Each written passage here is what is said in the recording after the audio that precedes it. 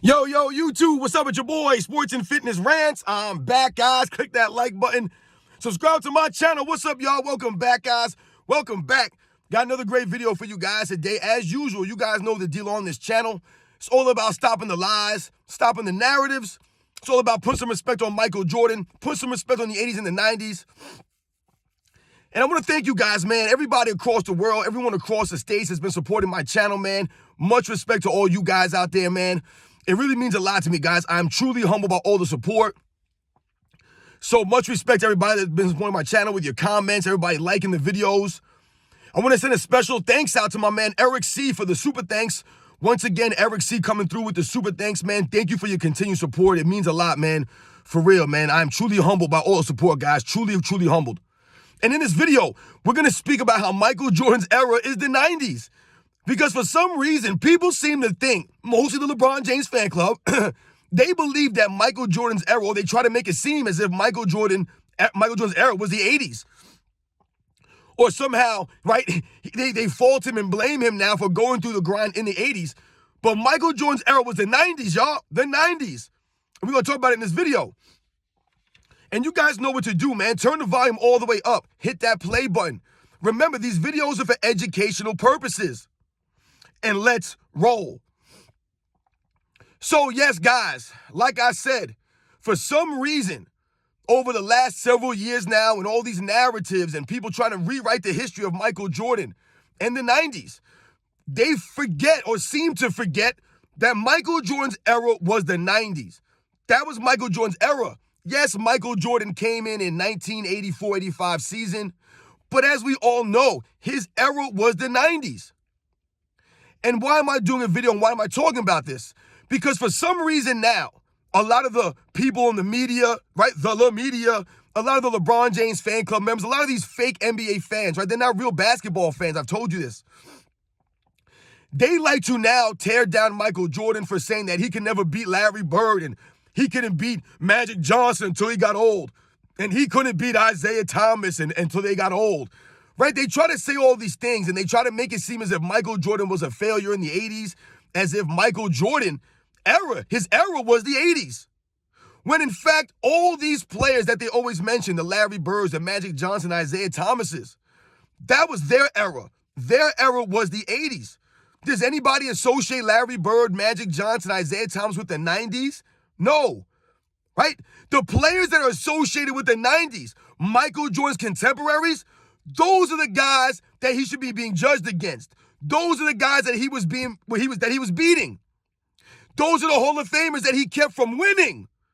Right? People try to make it seem as if Michael Jordan, Larry Bird, Magic Johnson, Isaiah Thomas, these guys were on the same playing field. They were not. And I've done videos on this, right? Look at the teams that Larry Bird came in playing on as a rookie, right? And Magic Johnson, even Isaiah Thomas to a lesser degree, right? Michael Jordan coming in the 80s, not to mention missing the 86 season with a broken foot. That was not his era. Right? When he came in, these guys were already seasoned veterans. Michael Jordan's era was the 90s, guys. Now let's think about this. When they try to knock Michael Jordan now and they try to tear him down now, they always try to focus on guys like Larry Bird, Magic Johnson, Isaiah Thomas, some of these other guys, and they try to make it seem Michael Jordan couldn't win until these guys got old. No. Michael Jordan won, right, in the era that he was supposed to be winning in. That was his era. When all of his contemporaries that came in around the same time that he came in with, when they all started to evolve and develop, right, and become seasoned veterans, that 4th, 5th, 6th year in the NBA, Michael Jordan was beating those guys. Those are the guys he was supposed to be beating. He beat who he was supposed to beat. He beat the other all-time greats in his era. What's going on now is that people are trying to make it seem as if the 90s is the only weak era in NBA's history. It's the 1990s. It's the weakest era in NBA's history all of a sudden now. Why is that, guys? Because it's Michael Jordan's era. If Michael Jordan would have played in the 50s, that would have been the weakest era. If Michael Jordan played in the 70s, that would be the weakest era to some people. If Michael Jordan played in the 2000s, that would be the weakest era. Any era that Michael Jordan played in, his competition was the weakest. And they point to the 1990s. Even though if we think about the 1990s, right, and people do their research, then you can clearly see that there were just as many great players in the 90s as there was any other era in NBA's history, guys, if not more. I told you the talent in the 90s, to me, was deeper top to bottom. Even the guys on the bench, right, had skills, had games. To me, the talent was just deeper in the 90s. So when we think about Michael Jordan's contemporaries, the guys that he was really going against, right, it wasn't Larry Bird and Magic Johnson, even though he did beat Magic Johnson, even though they tried to make it seem as if Magic Johnson was old. He was a run-up to the MVP the season that Michael Jordan beat him. So how can he be old if he's a run-up to the MVP, right? It's the hypocrisy. But when we think about Michael Jordan's contemporaries, the guys that he was really going against, who are these players? These are guys like Hakeem Olajuwon, guys like David Robinson, guys like Gary Payton, Shawn Kemp, Clyde Drexler, Patrick Ewing, Karl Malone, John Stockton, Kevin Johnson. These are the guys that Michael Jordan's going against. Chris Mullin, Mitch Richmond. These are his contemporaries. This is the 90s, y'all. So we think about it that way. And we think about all the all-time greats that played in the 90s, right? We can even throw in guys like Shaquille O'Neal, even though many people consider Shaquille O'Neal a 2000s player. Shaquille O'Neal played a lot of seasons in the 90s, y'all. And Michael Jordan kept him from winning in the 90s. Let's not forget that. Right? So we think about the 90s, and that being Michael Jordan's era.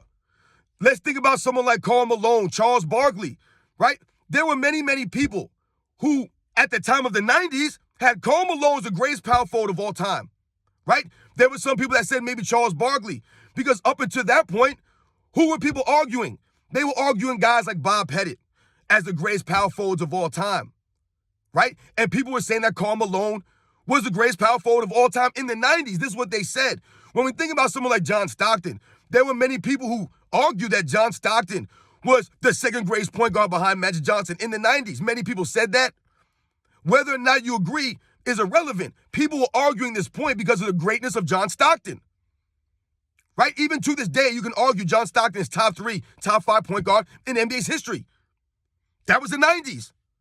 Michael Jordan is widely regarded as the greatest basketball player of all time, the greatest shooting guard of all time, without a question. That's the 90s. We think about someone like a Clyde Drexler, who I consider to be a top 5 shooting guard of all time. We think about someone like Hakeem Olajuwon, David Robinson, Patrick Ewing, Dikembe Mutombo. These players are some of the top 5, top 10 greatest centers in NBA's history. Some people argue Hakeem Olajuwon is the greatest defensive player in NBA's history, the greatest two-way center in NBA's history. That's the 90s, y'all. If we think about all these players in the 90s, right, the all-time greats, and then we think about some of the lesser players that I mentioned a lot of times on this channel, that goes to the depth of the 90s, that goes to the greats of the 90s. That was Michael Jordan's competition. That's Michael Jordan's competition. Do we consider Dominique Wilkins a 90s player? Maybe you can, maybe you can't. But Michael Jordan was going against guys like Dominique Wilkins, Reggie Miller, right? All these guys that I mentioned, that's his competition. Tim Hardaway. That's the 90s. Those are the guys that he was beating. Those are the guys he kept from winning. I'm so tired of hearing about Larry Bird and Michael Jordan didn't beat Larry Bird. Okay, well, Larry Bird didn't beat Michael Jordan either. Where was Larry Bird when Michael Jordan had his team? Larry Bird's injuries prevented that from happening, right? That matchup from happening. Because the Celtics would have been formidable with a Larry Bird, right? An older Larry Bird, but maybe not with the injuries. A young Reggie Lewis, right? D. Brown. You still had an old Robert Parrish, a Kevin McHale still there. The Celtics would have still been good in the early 90s. But Larry Bird never beat Michael Jordan when his team was comparable, when he had a little bit of help. He never had help going against Larry Bird. But all people want to say is that he couldn't beat the Detroit Pistons, he didn't beat Larry Bird. And they try to make it as a negative. Michael Jordan had to earn it. He had to go through the fire, go through the grind.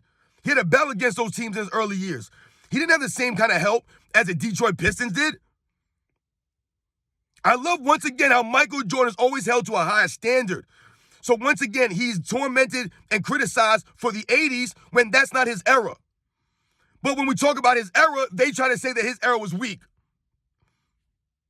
So Michael Jordan can't win either way. You see what I'm saying, guys? This is the standard that Michael Jordan's held to.